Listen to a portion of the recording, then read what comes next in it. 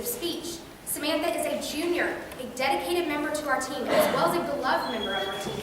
Samantha was placed in the semifinalist at the National Comprehensive Tournament, and she has as well placed in many tournaments over her past 3 years. So give it up for Samantha Kirsch and her Persuasive.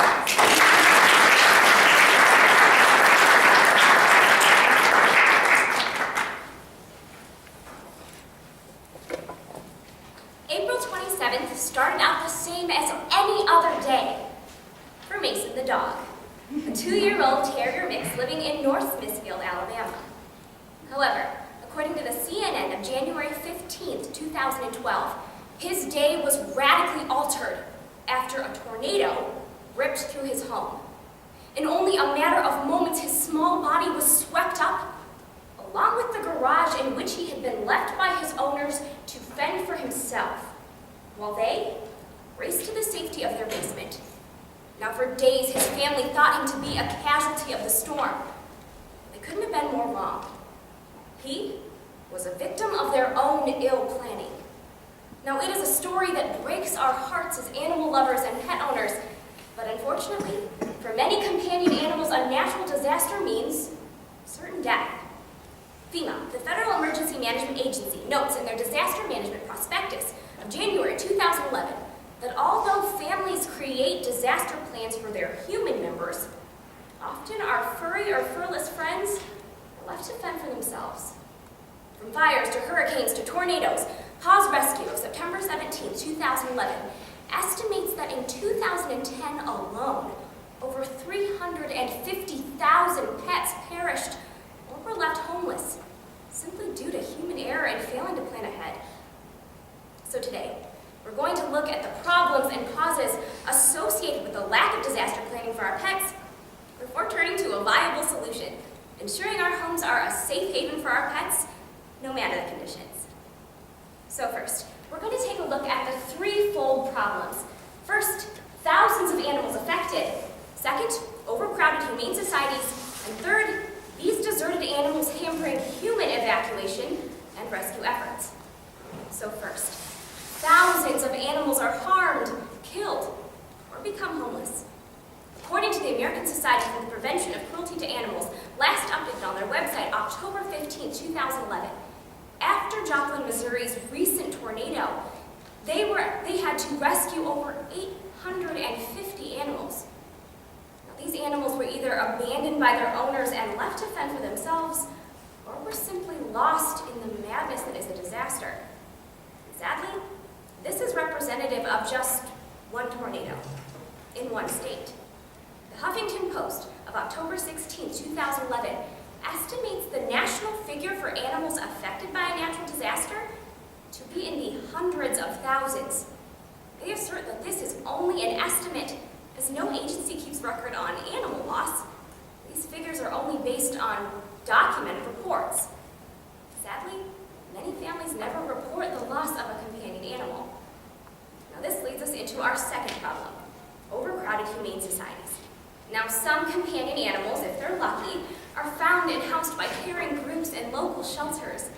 But as the numbers increase, even they can only do so much. According to the New York Times, May 26, 2011, the Joplin Area Humane Society is still housing many of the 850-plus animals rescued after the tornado. This shelter is not alone. According to the Chicago Tribune of January 1, 2012, the Humane Society of the United States, at its various locations, took in over 10,000 animals after Hurricane Katrina in 2007. And because of overcrowding, these shelters are forced to put down otherwise healthy animals, and less care and time is spent on each individual animal. Finally, these deserted animals are hampering human evacuation and rescue efforts. The United Animal Nations, in a 2011 press release, urged states and pet owners to include pets in their disaster plans, stating that being forced to leave an animal behind can often cause their human family members increased distress. And some will even refuse to leave their home for fear of leaving their animal behind, thus endangering the animal and themselves. So now we're going to look at the causes of this problem, and they are twofold. First, the the "it won't happen to me" syndrome, and second, irresponsible pet ownership simply based on a lack of awareness regarding the need for pet emergency planning. So first, the "it won't happen to me" syndrome. According to the New York Times of May 26, 2011, after Hurricane Katrina in 2007, many pet owners felt for the owners of pets affected by the storms, put off disaster planning for their own pet simply because they didn't think that anything of that magnitude could happen to them. Now, according to a recent study published from the University College London, as reported in the March 22, 2011 Risk Management Monitor, a lack of urgency in any situation often drives people to complacency. Thus, because we do not at this moment have to worry about something, put off planning for it until it may well be too late. However, after this summer's recent series of tornadoes and flash floods, we can see that the "it won't happen to me" syndrome is one that we desperately need to cure. Now, this leads us into our second cause. Even the most well-intentioned pet owner can be part of the cause, as little effort has gone into raising awareness regarding the need for pet emergency planning. According to the National Institute for Animal Advocacy newsletter of October 16, 2011, resources are tight, and what little resources many animal advocacy agencies do have go into directly funding the animals. Thus, disaster training educational programs and publicity have been spotty at best. The word has simply not made it to public ear. Now, the solution is simple. We need to adopt a disaster plan for the companion animals in our lives. And these solutions can be adopted on three main levels: state, organizational, and personal. So first, on a state level, we need to urge our state legislatures to include pets in their disaster plans. According to an article published in VetMed 2011, Governor Schwarzenegger in 2007 of California, recently signed the Disaster Planning for Animals Bill, bringing to law the requirement that all states include pets, service animals, and livestock in the case of an emergency. Simply, we must urge our state legislatures to follow California's lead by establishing similar legislation based on their already effective model.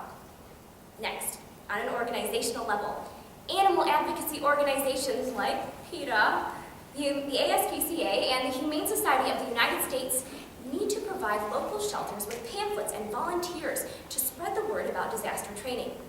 Also, local shelters should make it mandatory that any potential pet owner sign a pet adoption agreement, stating that they will take care of their pet under all circumstances, and work alongside the shelter to create a plan that's right for both them and their pet.